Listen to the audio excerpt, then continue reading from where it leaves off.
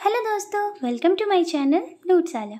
तो आज के वीडियो में हम लोग देखने वाले हैं क्लास 12 का अकाउंटेंसी का चैप्टर 2, जिसका नाम है change in profit sharing ratio among the existing partners. तो पिछले वीडियो में हमने average profit method, super profit method ये दोनों कर लिया था और इससे रिलेटेड क्वेश्चंस भी किए थे। आज हम लोग पढ़ने वाले हैं कैपिटलाइजेशन मेथड। तो चलिए शुरू करते हैं। तो जब हम गुडविल को कैपिटलाइजेशन मेथड से कैलकुलेट करते हैं तो ये दो तरीके से हम लोग कैलकुलेट कर सकते हैं। पहला है capitalisation of average normal profit और दूसरा है कैपिटलाइजेशन ऑफ सुपर प्रॉफिट। तो अब बात करते हैं capitalisation of average normal profit की। इसमें क्या होता है, goodwill is equal to capitalise value minus capital employed. तो कैपिटल एम्प्लॉयड तो हम लोग पहले से ही जानते हैं, बट कैपिटलाइज वैल्यू क्या होता है तो पहले इन दोनों टर्म्स को समझ लेते हैं अच्छे से, तब हम लोग ये फॉर्मूला को देखेंगे। तो उसे समझने के लिए हम लोग आज एक स्टोरी सुनते हैं, ठीक है। ये है एक बिजनेसमैन, ठीक है। ये एक बिजनेसमैन है, सपोज आपका ही बिजनेस है, ठीक है। तो आपने क्या किया, आपने कैपिटल इन्वेस्ट किया 50,000, यानी आपने अपने बिजनेस में 50,000 रुपये लगाए, ठीक है। अब क्या हुआ, आपको प्रॉफिट कितना मिला, 1 लाख का। आपने प्रॉफिट कमाया 1 लाख, ओके। नाउ अब क्या हुआ कि बिजनेस आप ही के जैसा सेम नेचर का है, कोई और एक नॉर्मल बिजनेस है जो आप ही के जैसा है, ठीक है, सेम नेचर का, वो भी आप ही के जैसा गुड्स वगैरह बेचता है और वो प्रॉफिट कमाता है, ठीक है।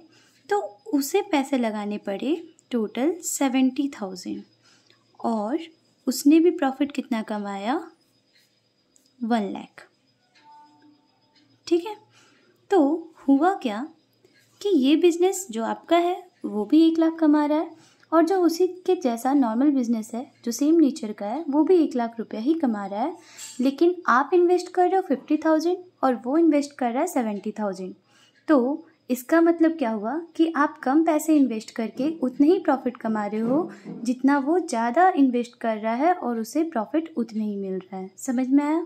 तो इसमें क्या हुआ कि ये बिज़नेस तभी ऐसा कर पा रहा है जब इसका नाम है, इसका गुडविल है, ओके, इसका रेपुटेशन है बाज़ार में।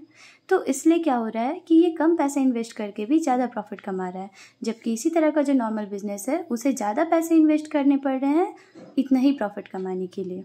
तो अब बात करते हैं इसमें कैपिटल एम्प्लॉयड कौन सा है और कैपिटलाइज वैल्यू कौन सा है।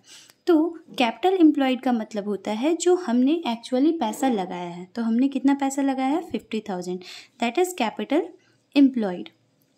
और बात करते हैं ये जो 70,000 है ये क्या है, तो ये हो गया हमारा कैपिटलाइज्ड वैल्यू, यानी मुझे लगाना चाहिए था 70,000 लेकिन मैंने कितना लगाया है, 50,000, ओके।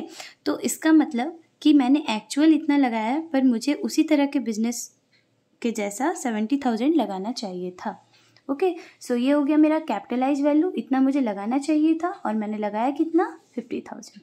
आई थिंक ये कॉन्सेप्ट आपको समझ में आ गया होगा। तो इसीलिए गुडविल निकालने के लिए जितना मुझे लगाना चाहिए था और जितना मैंने लगाया, यानी 70,000 माइनस 50,000 यानी 20,000 का मेरा क्या है, गुडविल है, ओके।